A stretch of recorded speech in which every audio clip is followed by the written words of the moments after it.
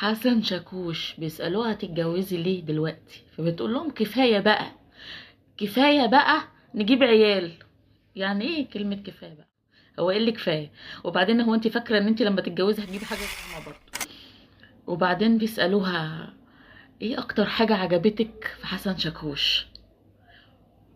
فبرقت وعينيها راحت يمين وشمال وفتحت بقها.